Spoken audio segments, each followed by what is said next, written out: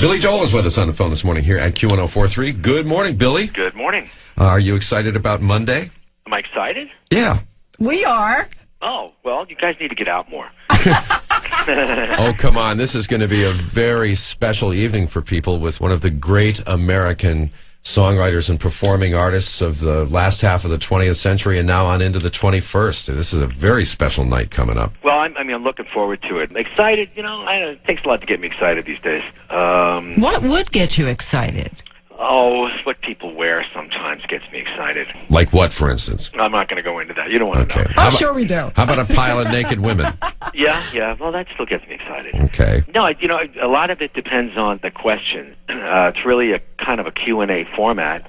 We've done this at schools all over America. We've done it at colleges, in small theaters, and a lot of times we get a lot of music students at these things, and they ask pretty good questions. They tend to be more technical oriented rather than, let's call it, fan oriented.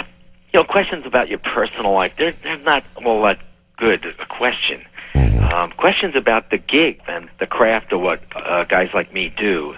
Those make for a better question and answer type of evening. Well, I think people, knowing the unique opportunity that will be afforded them, are going to be very interested in exploring your career and your music. It's just become a part of the soundtrack of people's lives who you've never met before. Right. I mean, they've internalized it. That music is as much a part of them, strangely, as it is a part of you. I understand that, yes. And questions about songs or places or people in the songs or what inspired a song or how it got written or how it got recorded.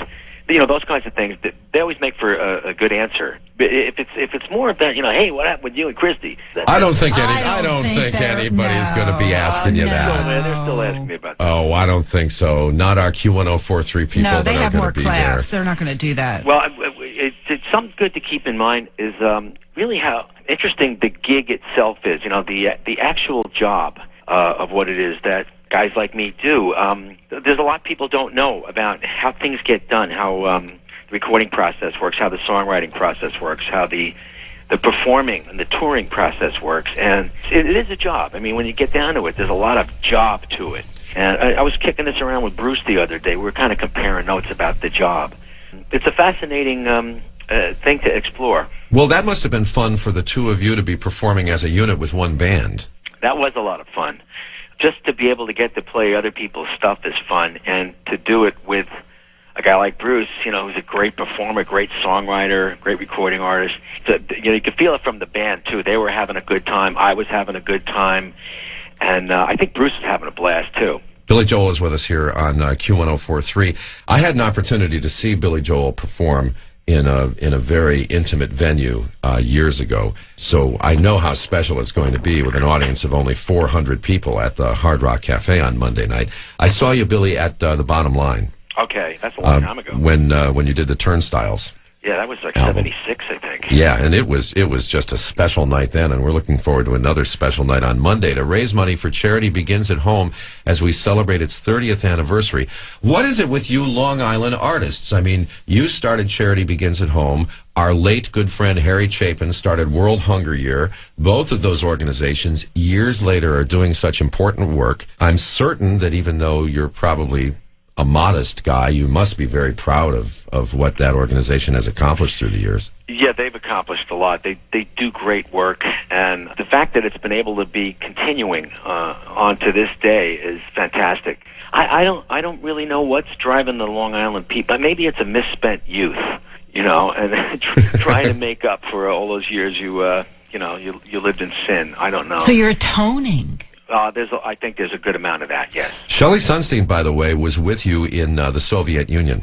Oh, you were there? I was there, and it was the most awesome concert I have ever seen because you were the first rocker ever to play Moscow, and you didn't know how the audience was going to react. I didn't know how the audience was going to react. We were all on pins and needles.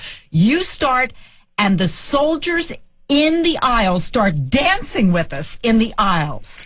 that was crazy. Watching these guys in uniform who were supposed to be the, keeping everybody calm down. We're going crazy. And we thought, okay, we touched a nerve here. This is cool. Rock and roll can still be subversive. Rock and roll was introduced to the Soviet Union, and a couple of years later, communism died. Yeah, I mean, the kids were coming up to us saying this is the most important thing that happened since the Russian Revolution. And we really, you guys got to get out more.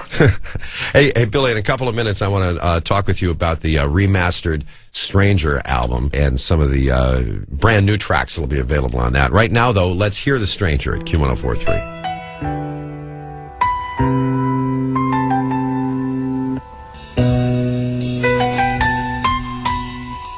New York's Classic Rock Q104.3. It's Billy Joel, The Stranger, and of course we have Billy Joel on the phone with us this morning. Tell us a little bit about the project, the remastered Stranger album. Well, it came out in '77, so it's actually 31 years later that they remastered it. It's hard for me to imagine that was 31 years ago that thing came out. It's been a long time. Yeah, I'm just kind of knocked out that people are still responding to this stuff. I thought I would get retired by now. Not that I would walk away, but that people actually would kick me out. Okay, time for you to go. Leave. Get out. That's never going to happen. It's not happening. You know that. Well, that's another thing I was talking over with Bruce. We were kind of both surprised that we're still hanging out. We thought we would have our numbers retired involuntarily. And still label mates after all these years. Yeah, go figure that. I understand there are some performances from Carnegie Hall included in the remastered set. There was a funny thing that happened at that Carnegie Hall concert. I don't know if it's discernible on the recording. At the time, they had instituted a no-smoking policy. You're talking about 1976. People still smoked. They warned the audience before the show, if you start smoking, we're going to turn on the lights. And kids started smoking up in the balconies. And they turned on the lights before the show ended. And all the lights came on, and they were trying to make people put out the cigarettes. So instead of putting out the cigarettes, kids climbed up on the rail of the balcony and unscrewed the light bulbs in Carnegie Hall. This is another example of subversion in rock and roll. It's great. All right. Well, Billy Joel, thank you for calling us this morning. We look forward to seeing you on Monday night. You can go online at Q1043.com, keyword Billy. The auction continues for invitations to what will be a very memorable evening at the Hard Rock Cafe to benefit Charity Begins at Home. It's always great speaking with you, and we'll see you on Monday. All right. Thanks, Jim and Shelley. Thank you.